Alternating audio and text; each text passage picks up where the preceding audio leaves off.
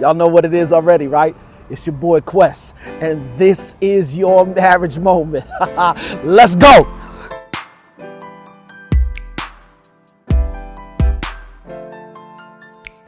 As I think about it, what comes to mind is, one of the reasons, or one of the foundational songs, man, in my love for hip hop.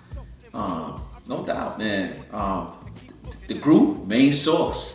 You know what I'm saying? The MC was Large Professor, aka Large P. And I'm thinking about the song Looking at the Front Door. And what does he say? He says, we fight every night.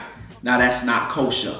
I reminisce with bliss of when we was closer and wake up to be greeted by an argument again.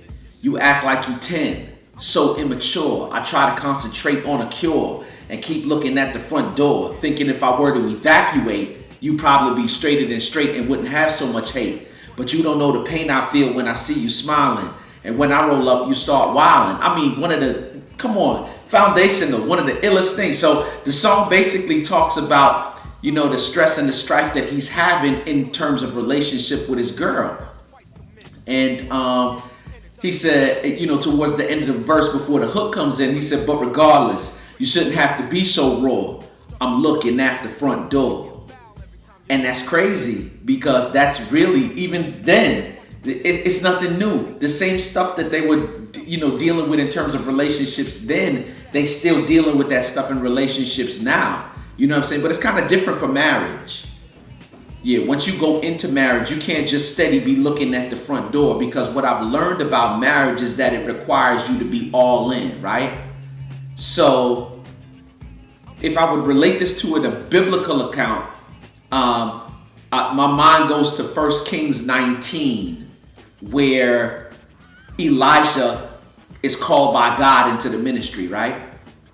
And it's crazy because Elijah knew that with God calling him into the ministry, that embracing his calling would mean that he would have to let go of his current career, right?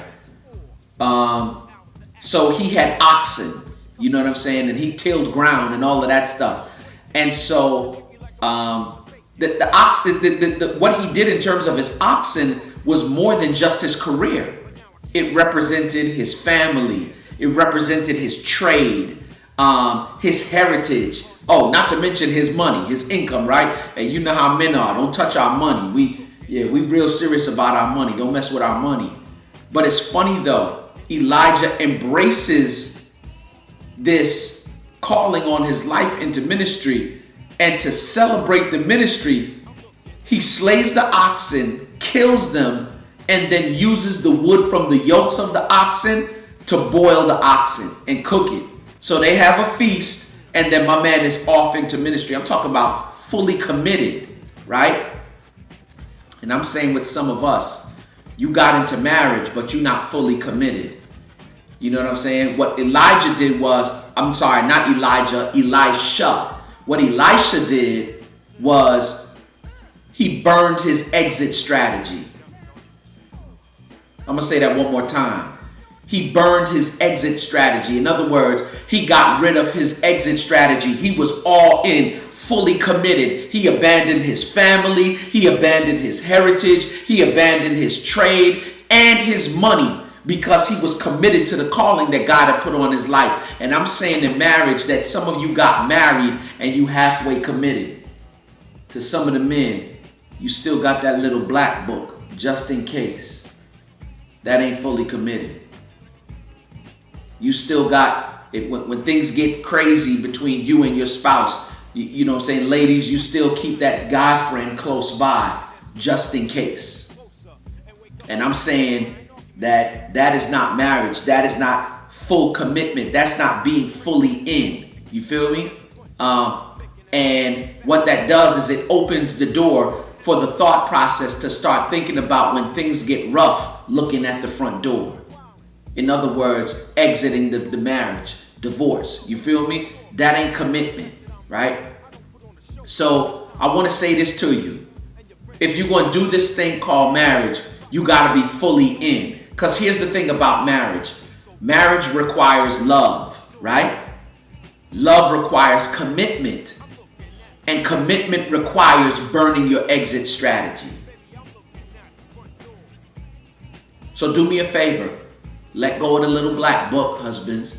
You know what I'm saying? Ladies, that dude that you used to know from way back when, that you used to, you know, that you ended up choosing your husband over him. If it wasn't your husband and it was going to be him, like, let that go. Yeah, burn your exit strategy. And for some of you, your exit strategy is not necessarily a tangible, you know what I'm saying, something, a tangible strategy that you put together, but it starts here in the mind. And for all of us who know how the mind works, the Bible says, whatsoever a man thinketh, so is he. So in other words, wherever your mind goes, your energy flows, right? So if your mind is thinking it or processing that information, it's not too long before your actions follow right behind it. Do me a favor, remember this today. You in marriage, be committed. You feel me? Remember what marriage is, or what it requires, I should say. Marriage requires love. Love requires commitment. And commitment requires burning your exit strategies. Do me a favor. Like my man Large P used to say, although he said, I'm looking at the front door. Do me a favor, stop looking at the front door. Burn your exit strategies, and more importantly, be committed. You blow your finesse, trying to diss the professor, or 24 hours of acting sore. Sometimes I wish you come down with lockjaw, so I don't have